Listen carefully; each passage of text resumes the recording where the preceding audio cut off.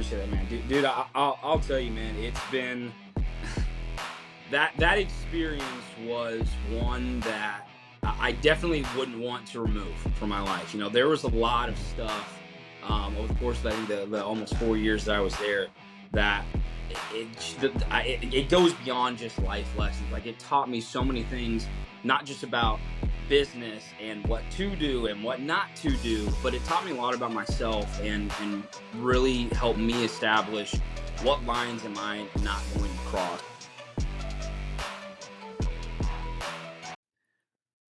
What's up, everybody? Welcome back to another show of the Determined Society.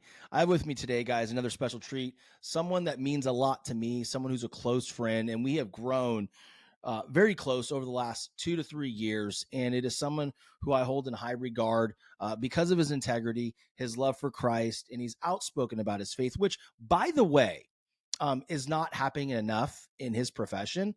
And it's actually sad. There's actually entrepreneurs and online trainers that are losing business and losing following and an audience when they start speaking about their faith. Maybe we'll touch on that today, guys. I don't know. If I know this guy, we will probably touch on that a little bit. But I want to take some time and really honor this gentleman as a husband, a father. He has a young son named Ryder and two boys on the way. His wife is pregnant with twins. They do everything big in that household. They're going from 1 to 3. They went from a Cherokee to a minivan. I want to welcome my boy, an amazing online fitness coach and nutrition coach, Triune Fitness, Josh Marciano. What's up, buddy? What's up, brother? Dude, I'm blessed to be able to be on this show, guys. I like Shawn said, he and I have we met a couple years ago, man, and I immediately knew he was one of those guys that I needed in my circle. I needed in my life. He's a great dude. He's been a great mentor for me through a lot of stuff as I've started growing my business. And man, it's been awesome, dude. I'm pumped to be on here, pumped to deliver some value and get into some interesting stuff today for sure. Well, bro, it's been a long time coming, right? It's been one of those things where I think in the back of my mind, I was like, man, I really got to have Josh on.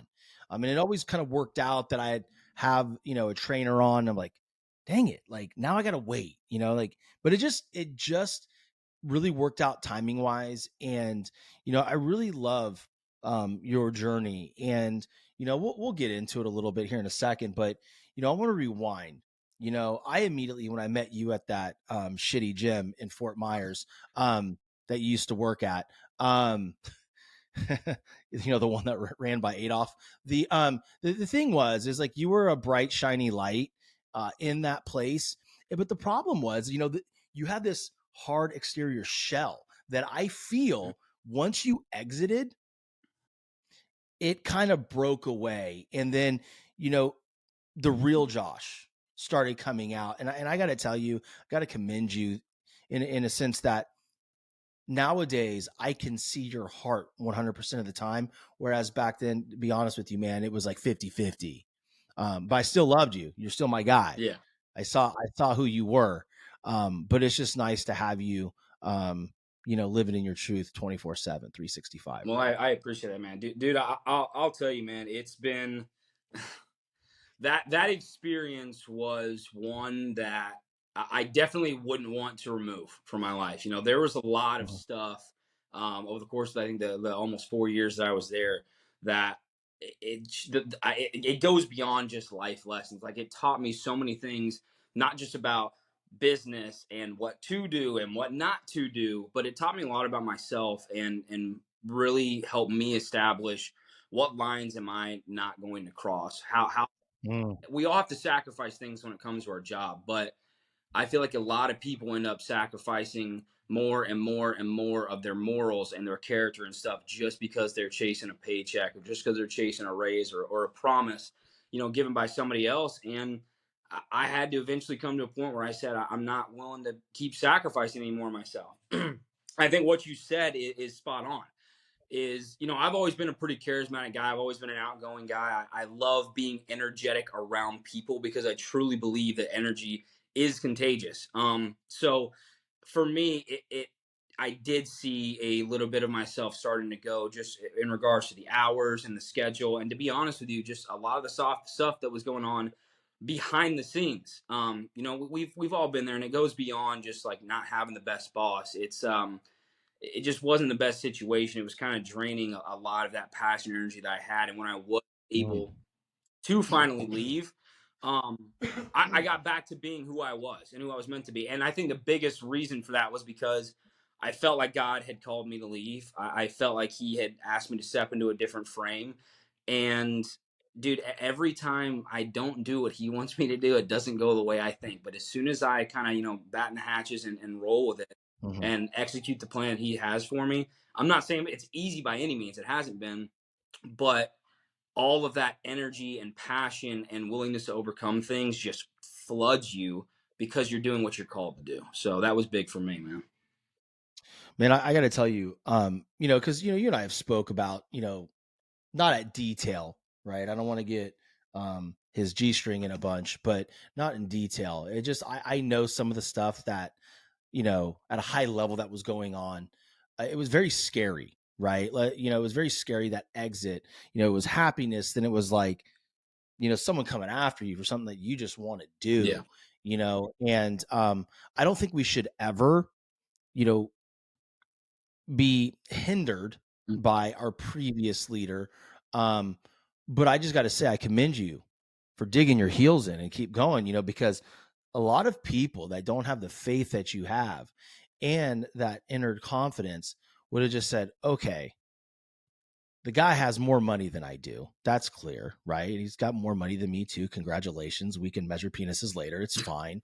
But it's more than that, Yeah. right? It's like, most people would have quit, right? But you didn't.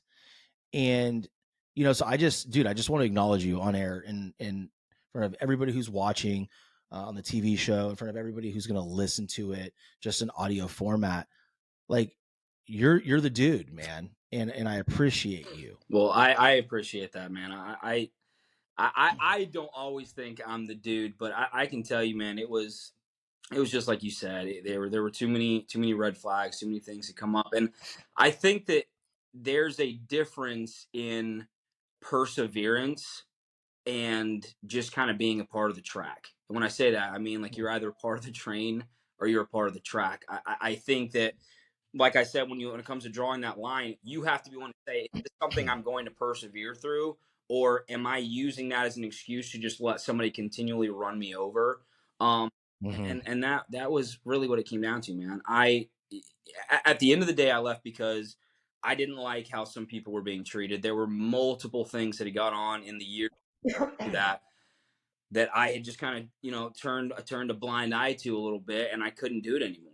I felt very convicted myself to be putting my face, my name, my reputation that I worked really hard to build along with all of that stuff. So that was one reason. But dude, the another big reason was exactly what you said. I will never understand hindering anyone from growth, whether it's with your company, with a different company, with whatever else. And I've said earlier when I made a comment about I learned what not to do. One of my goals is to get my business big enough one day to where someone can come up to me and feel comfortable enough to say, "Hey, man, I love what I'm doing for you, and I want to do it on my own." And there's not going to be non-competes or non-solicits or this. It's going to be, what do you need to get it going? How much do you need Hmm. to get it going? And what do you need from me to make it successful? Because I don't want people to go through what I went through my first year on my Yeah. own. I just feel like Yeah. that's not the mark of a true leader. I want to help Yeah. impact somebody's life so that they can take care of their family, and then they can help impact other people's lives. I think it's how everybody should approach it too. That's a very interesting point, Josh. Talking about there's one specific question you asked in that hypothetical situation that will in time happen. Mhm. By the way, is not what do you need, but how much do you Yeah. need? That's a leader, right? And for those of you listening and watching, I want you to really take notice of that question. How much do you need? Right? It's not him stating like, I see an investment opportunity to make money on the back. And it's like, okay, you're starting out. I know how hard it was for me starting out, right? With lack of capital, whatever it is. How can I help you get going? Right? Because you're never going to lose clients. You're never going to lose your financial stability if you approach things in that manner, But if you look at things in a sense of this guy's leaving me, he's an a-hole, I'm going to stick it to him in a 20 something year old girl who's amazing, by the way. Yeah. Sweetest, one of the sweetest girls on the planet. Hi, Lily. Is the fact that, you know, that comes around just in the natural, you know, karma can either be the B word or it could be, you know, something of value. I mean, it can come with strong hands or glove hands, Mm-hmm. dude.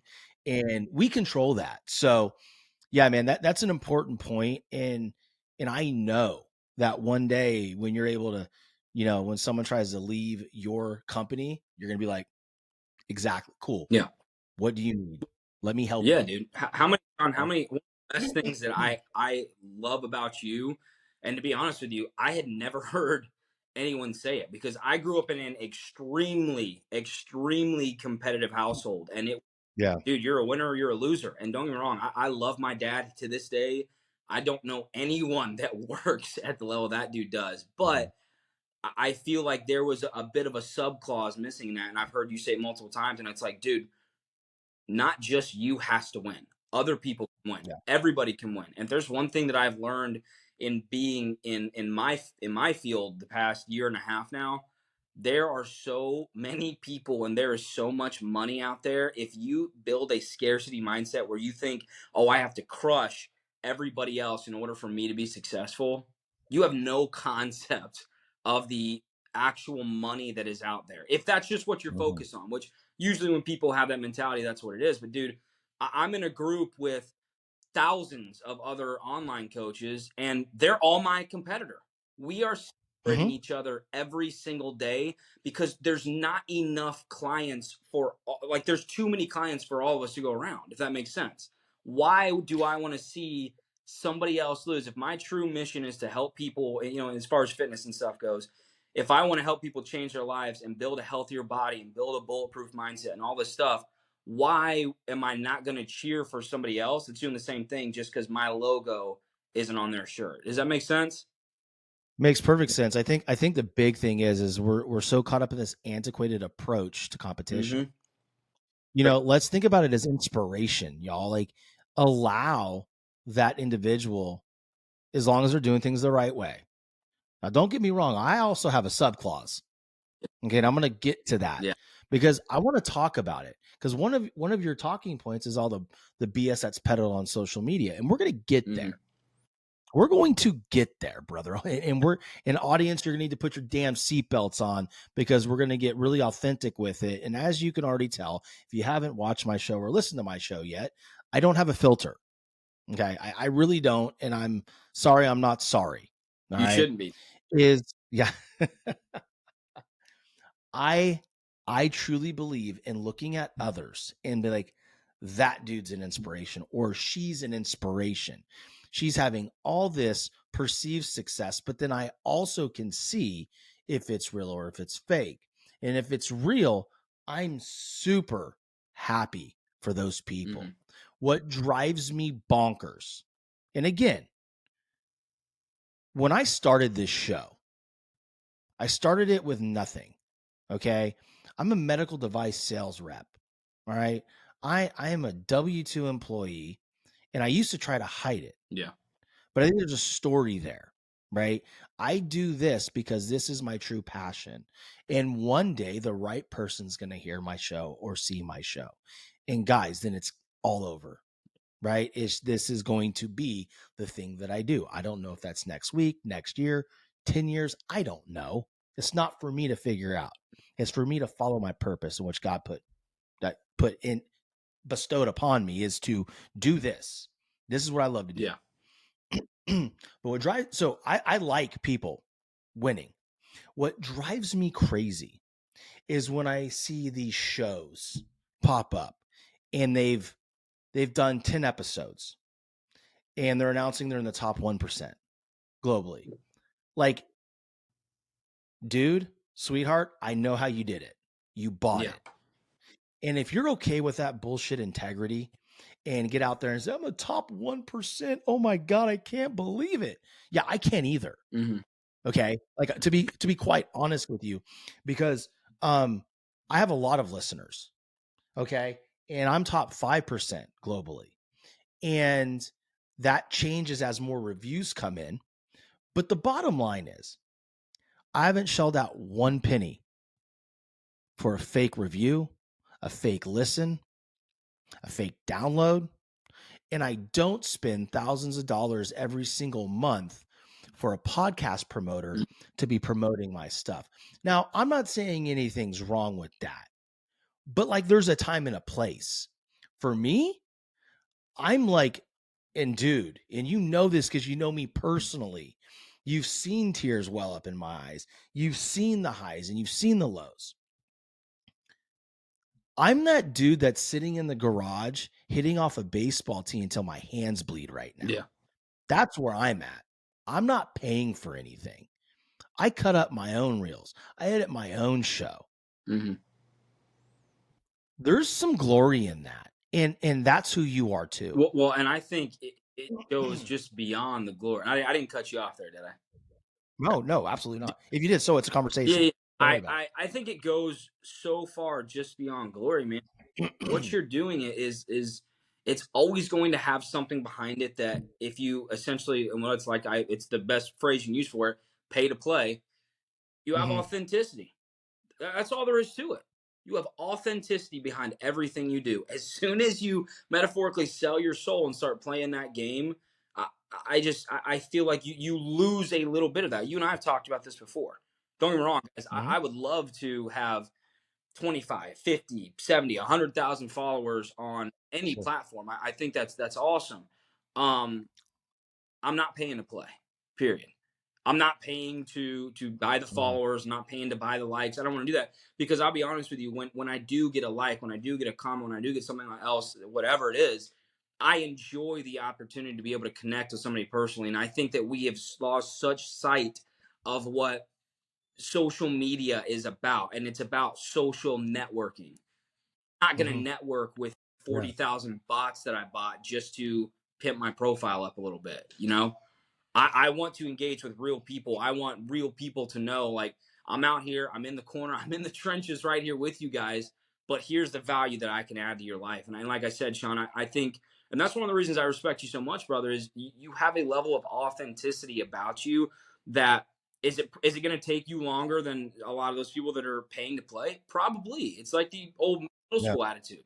The kids that pay to play are on the field, man. But eventually, talent and potential overtake that, and I have to believe in that to be an optimistic kind of guy. No, and I believe that, dude. And dude, like, um and you'll see like with the pay to play. That's the industry. There's people, you see all these people on stages. Here's what nobody knows. They're paying to be on that You stage know? for the opportunity to be in front of all those people and then sell their programs afterwards. So all this media, right? All this bullshit media that you see people in, it's all paid for. Yeah, And these are things that the reason why I'm speaking about this, because I'm an open book, is I've been caught up in this. I got caught up in when I first started. Oh, I need to buy followers. So, add a service, take care of it. yeah, Now here's the mm, thing. Here's the thing. It was cool for the ego at the beginning, like, oh my God, here I am. Like I'm starting to get a bunch of followers. And I'm not saying all of them are fake. I have a lot of natural traction, but the bottom line is, they can be there, but they don't participate. yeah, They don't they don't engage in your content. What really gets me going is knowing that, okay, I've made that mistake. Um my engagement has dropped, then it goes back up. And I think that there's just so much competition on this platform, any platform now, whether it's Facebook, Instagram, whatever, or TikTok, there's billions of users. hmm Everybody's making videos now. So if everybody wants to know why their engagements dropped, I hope you're listening to this. It's not because your yeah, content sucks. It's not because your captions blow. It's not because you don't have stock videos to like make your shit look cool and Houdini like. It's because the moment you push publish or post, so did 5 million other people. Mm-hmm. Like, use your heads, guys. Use your heads. Like, that's where we're at right now. And the biggest indicator of that was the pandemic. Yeah. People lost their jobs. They had to pivot, right? They're, oh my gosh, I'm going to be an online coach now, right? And then there's some people, and I'm going to shout someone's name out right now. There's someone out there that has made millions and millions and millions of dollars here locally. I might add. I don't know if you know Derek Fay. Yeah. Oh, yeah, I know Derek. He used to own ATC. All of them. He sold it for $51 million. And now he's on this platform, million followers on big stages. Okay, that guy's done something. Yeah. Here in our own backyard. It's like, cool, man, get up there. And for me, if that guy had to pay to be on a stage with Brad Lee and all these dudes, like that's warranted, in my opinion. Yeah.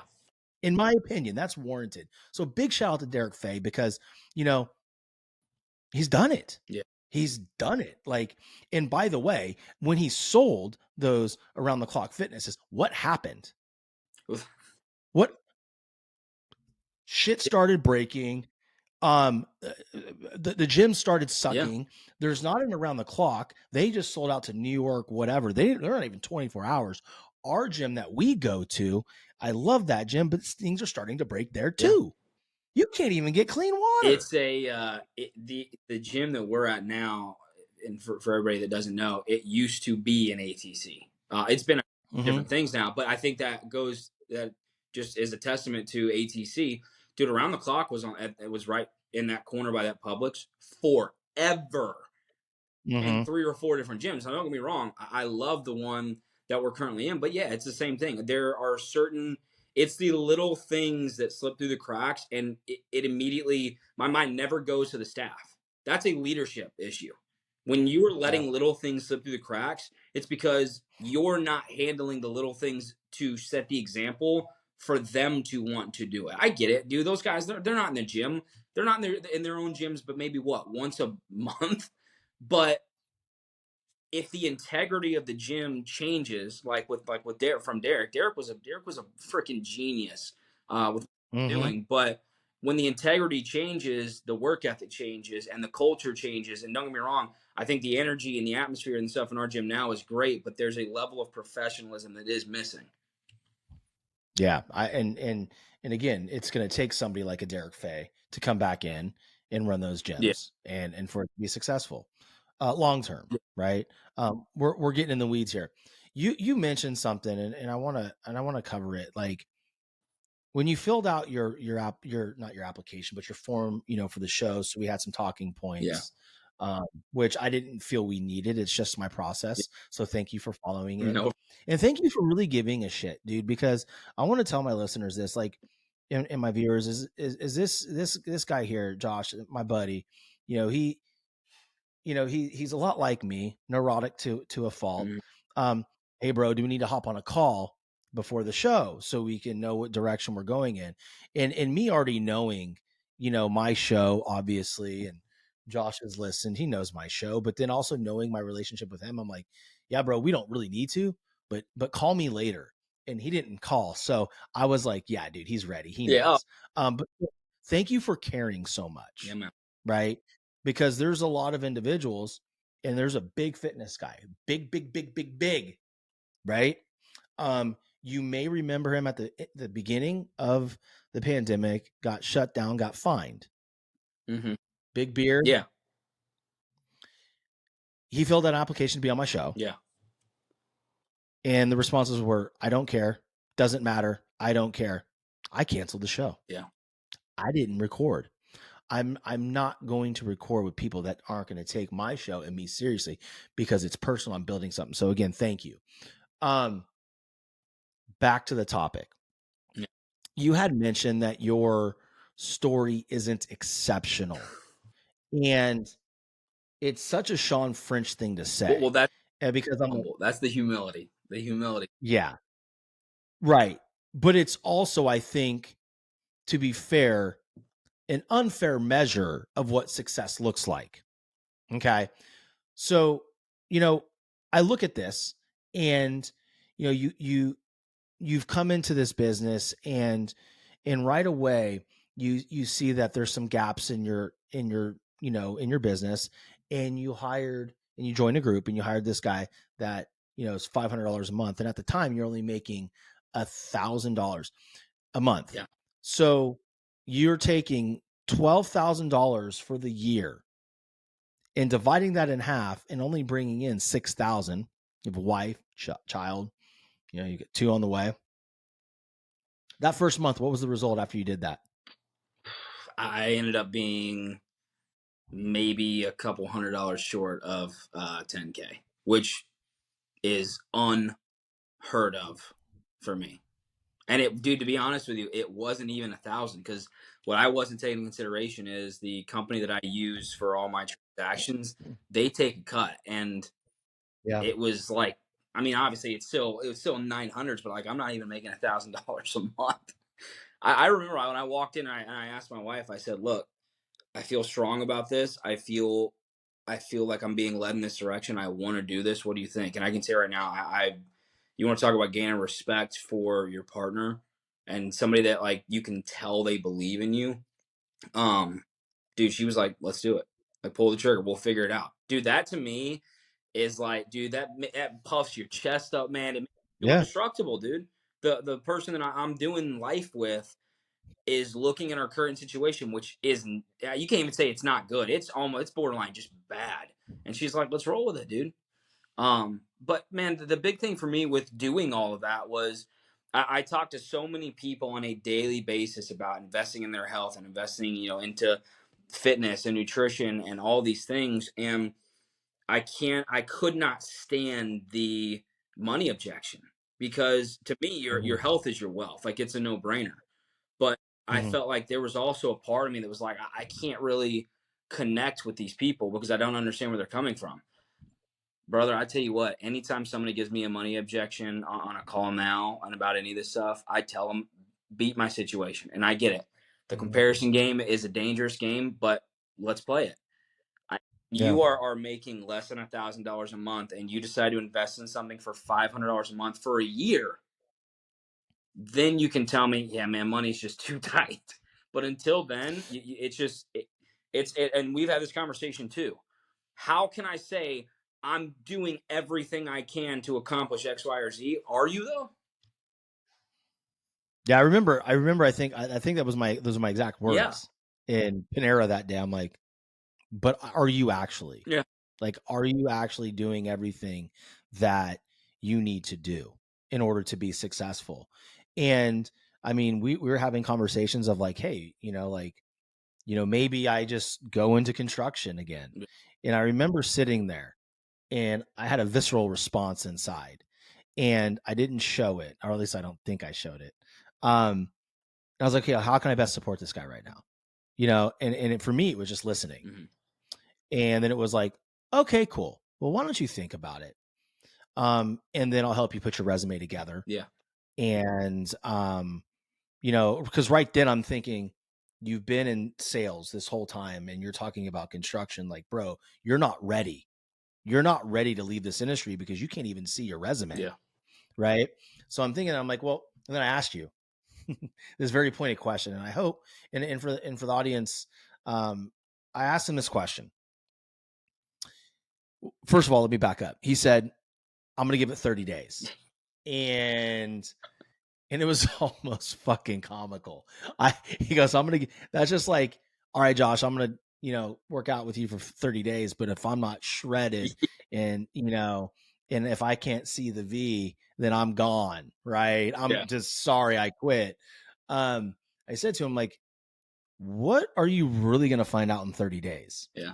It's going to take you like 90 days to see the true, like, even a little bit of growth. Mm-hmm. And I think it hit home. And then your first month, you did almost 10 grand. Yeah. So I was wrong. Yeah. Well, dude, well, I mean, you were right, but Yeah. dude, it was, yeah, man, it was, I remember sitting there saying, I'm going to give it 30 days. And like, yeah, if I have my clients do that, I wouldn't have clients. So, But yeah, dude, it Yeah. was the first 30 days went well. The second set of 30 days, you know, I think I was 5 days in and I had already made like I can think right around 5 grand 5 days in, dude, and that was like averaging a grand a day. So, and for somebody that has my entire family is in education, they've always been. Mhm. So again, I respect that level of work. I respect that field. Not a very high paying industry. So the idea of ever even making $1,000 a day for an entire month, like I would have laughed in your face. So Here's what I'm hearing. Gonna quit in 30 days, and then 45 days later, you've made 15 grand. yeah, yeah, What type of response emotionally does that create for you? dude. I think it's one of. I don't even know if it's necessarily the biggest. The biggest emotional response, obviously, is it's just gratitude and joyful. Like, dude, I was losing what made me want to do this job. I was so focused on money, money, money, money, money. Got to pay the bills. Got to be successful. I got to have this persona that I put on social media of success. Because why would anybody want to work with a broke trainer? You know what I mean? And Mm-hmm. so I think that there was this level of gratitude and satisfaction. And wow, this stuff's actually starting to work. But dude, I think the biggest thing that triggered was a internal review, which I think a lot more people need to do on a much more frequent basis. And it was, let me think about how I felt in this time frame. Where was my Mm-hmm. set at? Where were my emotions? How do I make sure that I never see that mother trucker again ever? I never want to feel like that again. I never want to be in that Mm-hmm. financial state again. I never want to be just that level of miserable and stressed. So what do I need to do to make sure that never happens? And a lot of people, they don't do that. It's like, well, I'll just try. You know, we've talked about this. I'll just keep trying. So, Well, I think it's important to understand that because, um, trying is cool, right? It's fine. But if you're not intentional and you don't know how to do something, like, dude, your biggest hole or biggest gap in performance was you didn't have a yeah, process, and then we did some onboarding for me, and I'm loving your program. yeah, Like I'm thriving in it. We had a bad week and a half where I tweaked my back because I'm old, but we're yeah, back on, right? And the thing that I noticed is you have a process, and you put me through it, and now I can see why, right? Now to me, it's evident why now you're 45 days after you're thinking this is it for me, you made 15 grand. It's because there's something in place. And ladies and gentlemen, there's this one part. He goes, send me the pic. Like, what in the fuck is this guy talking about? I don't have time for this shit. I'm sitting there trying to do 500 different things. Like, I'm trying to figure out, am I going to relaunch my show? How am I going to relaunch it? I'm starting this new job. I'm like, literally going through onboarding. And this guy's asking me about a picture. Like, he's like, did you read the whole thing? I'm like, bro, I read the whole thing. Okay. Like, all right, yeah. cool. Grass-fed butter if you eat butter. Shut up, man. I got it. I'm ready to roll. Let's just go through this. Oh boy. But then I scroll all the way. I finally read it again, and I'm like, all the way down. I'm like, nothing. I'm like, he wants me to send a picture of his dog. And the moral of the story is very detail oriented, right? Very process driven, very intentional. And I think that is the biggest shift in your business. Yeah, And I like it. It was funny, and it made me look at myself like, okay, you really weren't reading through the whole thing. You thought you had the whole idea. yeah, You had the whole idea, but you missed one important step, which is seeing the dog and sending him the picture of the dog. yeah, Regardless of how I felt about whether it was a dog or whether it's you guys are going over your calories by 200 or you just didn't make that sales call when you said you're going to, or do the thing with your kids that you said you're going to, those things compound. yeah. No. And relationship with yourself and others are broken because of those compounding things that you just aren't paying attention to. Dude, the point of the dog isn't just to kind of be a turd. The point of the dog is to get people to do exactly what you did, and that's start to question. Okay, he put this picture of a dog in here for me to send to him to see if I've actually read the whole thing. So now I have to ask myself, how much am I really invested in this? And that's a big Mm-hmm. thing. And I'll tell you what, dude, it's a big thing for the guys because guys, dude, most men are attack dogs. You point them in the direction. They don't care about the ins and outs of things. You just point them and say go, and they go. Women Wow. become the very, but it's, I don't want to say reserved, but they want to make sure that they are doing everything the perfect way. That kind of becomes a hindrance too. There's pros and cons of both. But the point of the dog is to get people to say, dang, all he asked me to do was read through this thing. How invested am I? But I'll tell you what I'm telling you, it kicks in a different level for people before they start the program because they know now I'm not necessarily watching every single aspect of this and expecting perfection, but I'm going to put everything I have into this. I expect you to do the same. It's exactly what you said about filling out the interview for the podcast.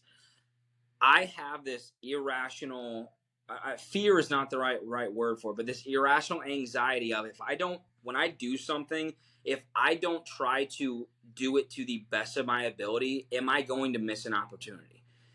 Am I going to show that I don't care? Like you said, the other, am I going to not deliver the best product, not just of what I do, but of myself to somebody? I would challenge everyone to ask themselves this: have you ever heard somebody say something negative about giving the best that you have with everything you do? Or have you ever heard somebody say anything negative about, maybe if it's a big thing, I'll give it all I have, but if it's a little thing, I'll just kind of just do what I have to do to get it done. Yeah, I think it's very important for people, myself included, and you and everybody watching and listening, is take inventory of where else that might be showing up in your life. To me, that was big. And it's like, where else am I missing? Mm-hmm. You know, and at that point, you got to be careful not to go down a rabbit hole too, right? You got to be careful. You got to have the emotional intelligence and the mental acuity to go, well, all right, I can only do what I can do, right? Don't go in the weeds and be like, oh my God, this is why I am here. And then you're looking at, this is why the car I have, and oh my God, I could be doing better. That's not what it's for. No. Just like, guys, small changes of just being present. I think being present is exactly it, right? That's what it called out for me. It's like, dude, you're not present right now. Like, you need to be more present. And it is difficult. I have 3 children. You'll soon learn what that's like, right? And I have a sales career and I have this show, and it's like I'm married, and then I have to take care of my own body, and I'm constantly at war with myself, right? And it's important to be present, because if you're not present, you can't take inventory of how you really feel. No, not at all, dude. I think that brings up a really interesting point. How many people listening to the show, whether they're going to be watching it or whatever, how many of you look at the blessings in your life and you start to I mean, I'm not saying this is what you did, this is what you did, Shawn, but it brought up a good point. How many of you look at a blessing in your life and you start to twist something that you should fully show appreciation for, and it starts to turn into an excuse? I see this all the time. I see moms and dads say, well, my kids or my job or this circumstance and my spouse. And it's like, you have a beautiful spouse, you have incredible healthy kids, you have a job where somebody is giving you pretty much guaranteed income, and that's the reason that you can't accomplish going to the gym. That's the reason that you can't meal prep on the weekend. I'll never understand that, ever. It's funny because I'm just pulling up our notes here. Forgive me. you know um you know Turning your blessings into your adverse situations is never a good way to, one, honor the things that you have or the people you love, and then to have more in your life, because it's showing you're ungrateful. Yeah. And if you're ungrateful ass, you're not gonna God's not going to bless you with anything more if you're not happy with what you have, right? Like I look around all the time and I'm thinking like, I need to be here, but I'm here. I'm like, wait a second. I look around, look at my house. I look at my children. Like, man, let's be honest, man. Ugly kids are a thing. Yeah. I don't have them. No. I don't. I mean, like, it's just, it's amazing to me how gorgeous my kids are. And Genetics. So what's I that? said your kids are a little. They got on the good side with the genetics. They got a Division I dad and a pretty mom, so they got lucky there. I think they got a pretty dad too. I'm sorry. Yeah. I said it on air, right? I'm marginally handsome, and it's just one of those things where, just being grateful for the things that we have. And again, guys, I'm not sitting here telling you guys I'm the pillar of gratitude. I get in my own shit and I struggle with this. And I just think that's because we alike I cave into societal pressure sometimes. And I think that's also a real thing, Josh. And it brings me to a great point. Let's talk about societal pressure in nutrition and fitness. Oh boy. It's always so a couple things I want to cover here. The first one I want to cover is, why is alcohol the only drug that you have to explain that you're not using? I'm gonna be honest. I don't know, Shawn. I don't. And I know where you're leading to with this, but I make sure your thoughts on it first. What are your thoughts on that? Well, first of all, I think it's because it's legal. It's been legal, Yeah. right? You know, when you're 15 and your girlfriend's parents are away, you guys have a little party, someone scores a 6-pack and you're sapping on some beers.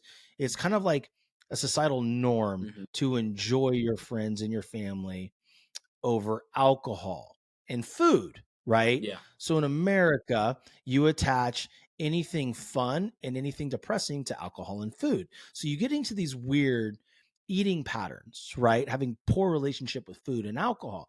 And I look back at my life and I have a very poor relationship with food. Like, this. I will binge at times. Like I will binge. My one of my best friends, Steven, he's the same way. And he is a very successful online fitness coach in great shape, but and he openly talks about it. That's why I'm bringing his name up. He almost died. He had to have emergency surgery because he ate too much peanut butter. I mean, it is a thing. I know, but so for me, when I'm growing up, my at family reunions, there's a ton of food. And I had a great childhood. Like my family, like my grandma, my aunt, my great grandparents, amazing. And we go up to Clear Lake, California, every September, the week before Labor Day or the Labor Day weekend. We have a family reunion. Okay. And I'm going somewhere, guys, stay with me. And all these snacks would be on the table out in the front, right? In the patio. But then the adults would sit in a circle, and they would drink beer all day. And we'd have this Diablo dip. We'd have good food. And then they'd throw in the Randy Travis in the gray boombox. And the adults would sit out all night and drink and have farting contests. And, it was just ridiculous, right? And then, Christmas and the holidays was no different. So I think at a young age, we see this as normal. Yeah. So here's my typical explanation for that, and I'm glad you said what you had to say. My question when it comes to the alcohol, the food, the stuff that people don't, it's like you said, it's not this like insanely frowned upon thing. Obviously, alcoholism and becoming an alcoholic is not something that we celebrate. But why it? My question is this: where is the self discipline? Because self-discipline, not even self-discipline, true discipline does not change whether you're in a setting with other people or whether you are in a setting with yourself. And I think that what people do is they negotiate with themselves so often on a single basis, whether it's just by themselves. It's even worse when they're in a social setting.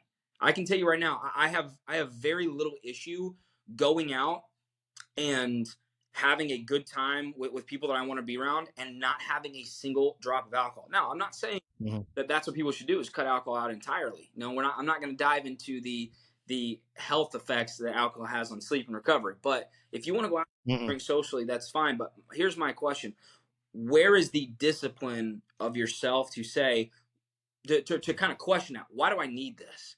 Why do I need to binge eat this food? And to be honest with you, I think it's so linked to where we are at in today's society with everyone needs and is just desperately searching for immediate gratification.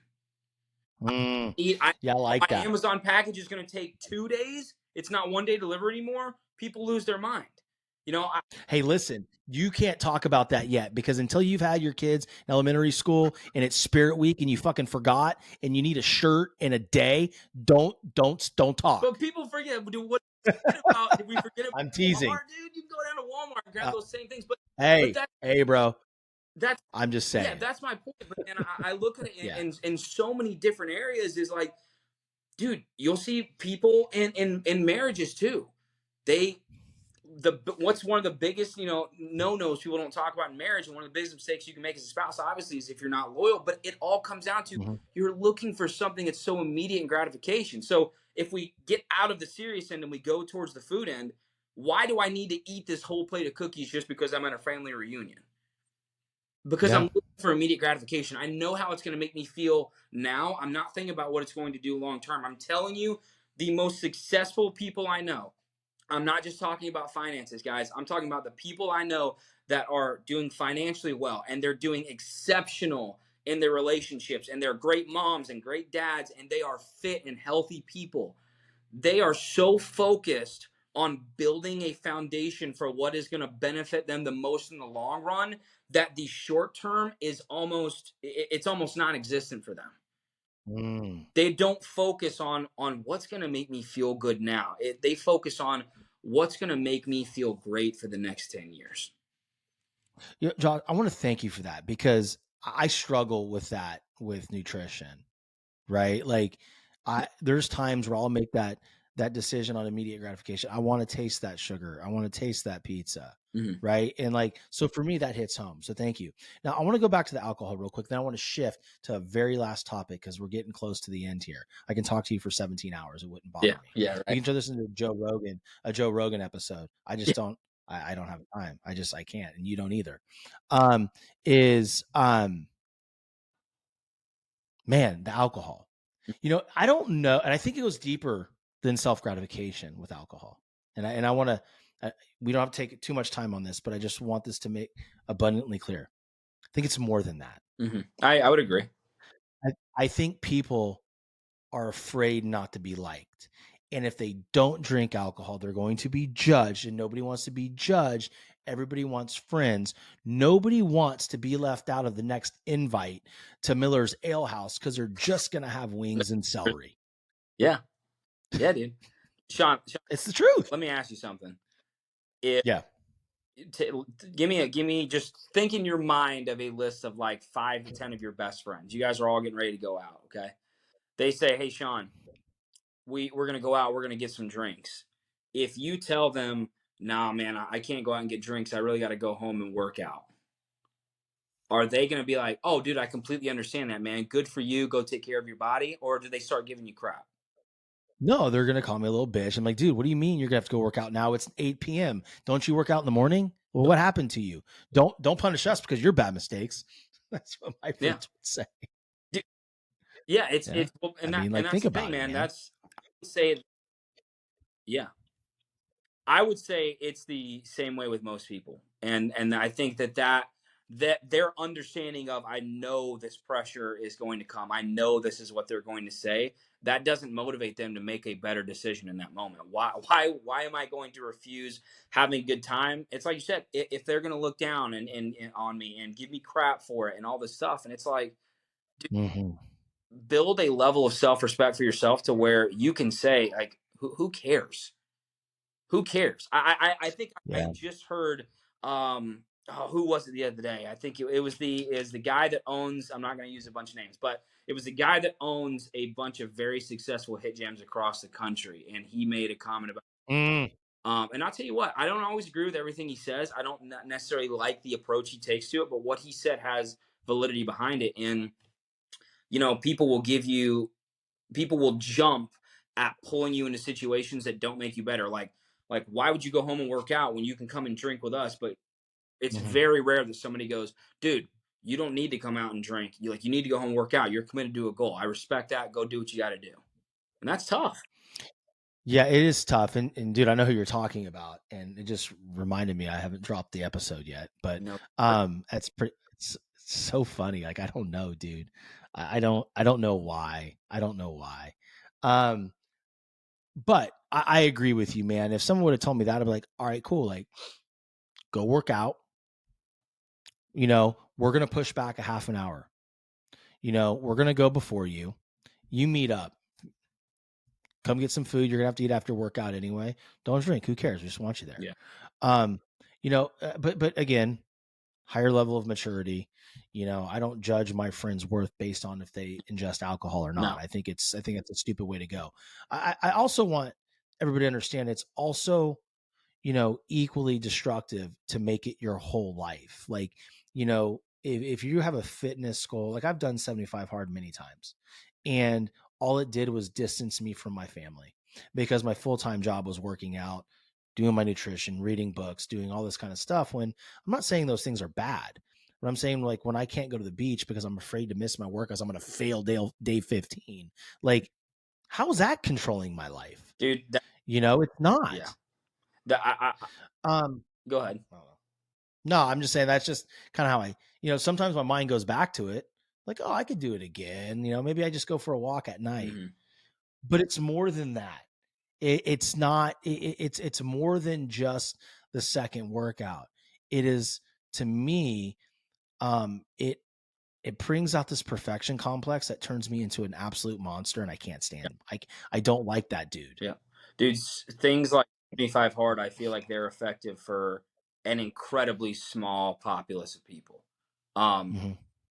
I'm not saying that somebody that isn't formally lazy and doesn't have a high work ethic can't do 75 hard and do well with it. I'm just saying if you look at the people that do it, it's typically very driven people.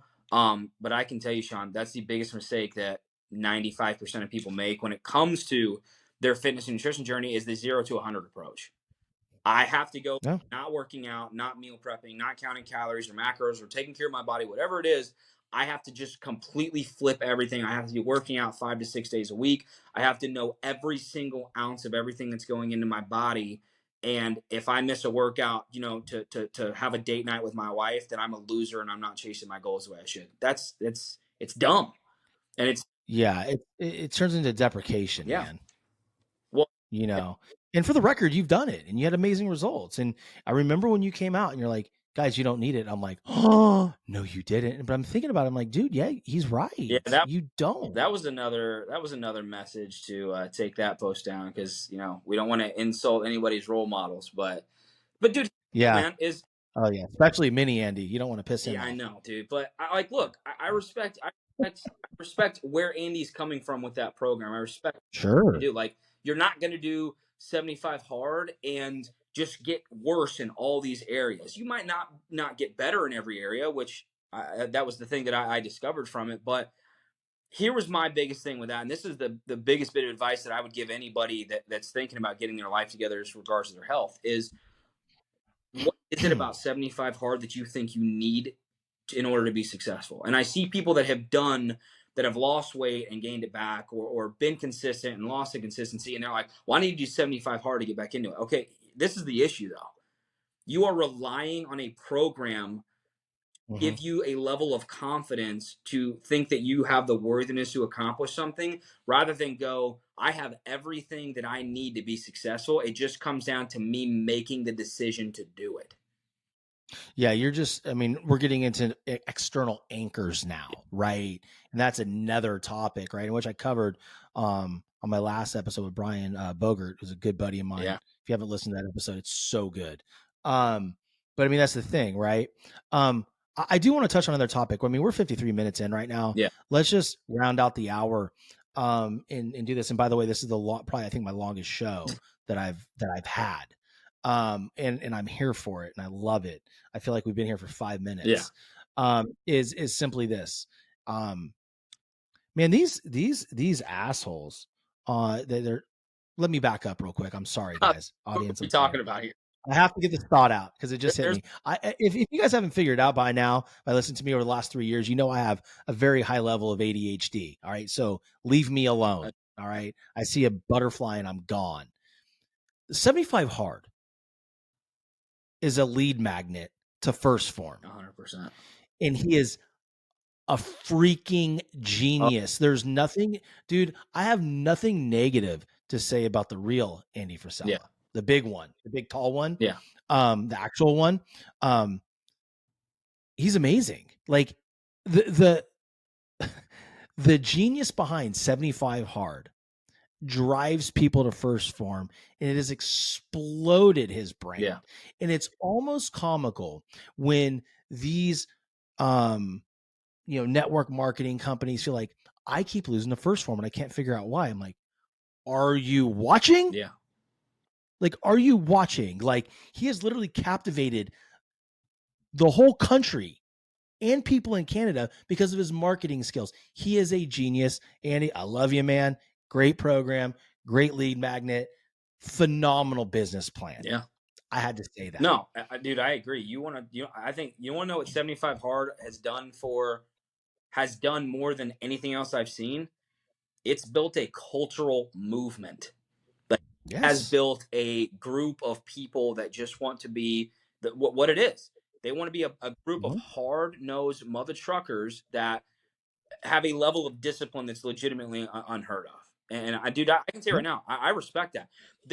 Go ahead. Something I want to make sure that I say is I have nothing against the 75 hard program. I don't think it is the most successful program out there. But dude, I ran 75 hard, and I can tell you right now, I was 6.5%, 7% body fat down in 75 days. Bro, you look like you look like my TRX. Well, dude, like you were menacing. It was I think that was one of the best physiques that I've ever built.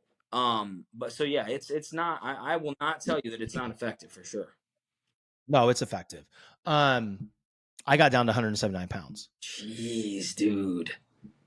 I was probably doing like 30,000 steps a day, though. I mean, I think I was running 5 miles every day. Yeah. And now I can't run at all. I wonder why. Yeah. So the last topic, and I think I really want the audience to hear this because it's something that you and I talk about. And we kind of make fun of all the time. Is these assholes talking about these specialty diets like carnivore or keto? Keto sucks, dude. I just posted about it yesterday. Did you? Yeah, I did. Bro, I literally I can't stand them. I'm gonna be with you. And here's the funny part. I struggled for a while to grow my following on social media, and then I started, like, there's a couple people I follow because I like some things they say, but they get radical with stuff. And a big one is, and I can use his subtitle because people know who it is, Carnivore MD. I'm not going to use his real name, but he's a smart guy. He's a doctor. He's I think he's a psychiatrist, I believe. But he has come out of nowhere, probably the past, I would say, 7 to 10 years, with this as a nutrition expert. And here's my issue: is there was a post he made the other day, completely demonizing spinach because spinach is high in oxalates, and not to get into the sciencey side of things, but like, oxalates obviously aren't the best thing for you, but our body produces them naturally. But these guys, what you're talking about, the fad diets, they will take one thing, and this is what I said in my video, and they will absolutely hone in on that one thing to discredit any other diet. Like vegetarians do it with meat. Well, red meat causes cancer and it kills you. There's no legitimate statistical evidence that's really like, it can be portrayed across multiple case studies that shows that it's wrong. But it's the same thing with carnivores. Carnivores will tell you, well, vegetables and all of these things and the oxalates and linoleic acid and defense chemicals are what's killing you. And it's like, if you're predisposed to that kind of thing, yeah. But what you're saying, it drives me up a wall, because what what pissed me off the most about the post about spinach was that, like, third comment down was somebody saying, "Well, if spinach isn't good anymore, then I just give up." That is the problem with these. Mm-hmm. You take somebody that's eating McDonald's and Taco Bell and Burger King every day, and I'm switching to a spinach salad and a spinach wrap and this, and they see that post. Why wouldn't I just go back to eat McDonald's? And if this is bad too, what's the point? Yeah. Yeah. I think the big thing around these fad diets like Whole30, keto, carnivore, whatever, they're all successful because you're depleting your system of something, Mm-hmm. right? Like with carnivore, you're working on calories, fats, and Mm-hmm. proteins. And and everybody knows, as long as you hit your calories and your protein for the day, you're gonna look Yeah. good. But if you deplete yourself of carbohydrates, you're going to flatten out very quickly, Yeah. right? All that water is gone. But the moment you eat a carbohydrate, you're cooked. You're just going to blow back up because you're going to binge Yeah. it because you've been depleted for so long. But the one common denominator in all these fad diets is people are just looking to do something quickly. Yeah, it's fat. It's fast results, dude. That's all it is. But again, that goes with the immediate gratification thing we talked about, dude. For Yeah. anybody listening, if you want to know the legitimacy behind all these diets, all of them, what all of them collectively have in common: keto, paleo, carnivore, animal based, vegan, vegetarian. Here is what they all do that will get you results. They are removing a lot of the processed food from your diet, the chips, the pretzels, the donuts, the stuff that's loaded with stuff that just it's they're all inflammatories. They're all Mhm. removing those processed foods, and they're putting you in a calorie deficit. Guys, you have to try to not lose weight and burn fat with those two things going on. You're going to tell me that you're going to remove the things that bloat me, and then you're also going to deprive me of an energy source so that my body has to start burning more and more frequently. That's the magic pill behind all of it, guys. They all have it in common. Here is where I would challenge you to start to look at the legitimacy of these programs. Is I did borderline carnivore, but it was really animal based for a year for my bulk. I have been in stellar health my entire life. My blood work has always come back with flying colors. My liver enzymes were up. My kidney numbers were up. My cholesterol was a 159. My LDL, which is not good. Um, my AST, my ALT, which all the numbers Mhm. were up, because nobody talks about, what do these diets look like in a surplus? It's all what I said. You're depriving people of calories and you're removing the bullcrap from their diet. That's any successful diet. Yeah. I think the important thing, y'all, is to understand one very important point that Josh is talking about. And if you have any questions, his contact information is going to be in my show notes. You can go on my Instagram and find Coach Josh Marciano, and indulge in his content and connect with him, and hell, hire him, right? You know, hire him as your coach. I mean, listen, if you want someone that's going to give it to you straight, he's one of those dudes. But the thing is, you're going to have to understand is he's talking about one thing: calorie deficit. Mm. And he's going to put you in a calorie deficit too, but he's going to do it a very natural way, right? I remember the first week on his program, I said, Josh, I can't eat anymore. This is brutal. I'm taking in 230 grams of protein right now. That's a lot. I think one of my comments was like, bro, where are my carbs? Yeah. He's like, well, you're an endomorph, dude. Like, that's where we're going. I'm like, 115 carbohydrates a day. Like, what are you trying to do to me? And the reality is my fats are to a level, my proteins to a level that's keeping me satiated. Mhm. Right. And so there's plenty more ways, more than one way to skin a cat, as we've always understood. But just understand one thing: when you're looking to, create habits to get in better physical condition, better mental capacity, or whatever it is you're doing, because your fitness level and your nutrition is going to aid that mental capacity, is just make small improvements and be in a calorie deficit Mhm. and prioritize protein. Yeah.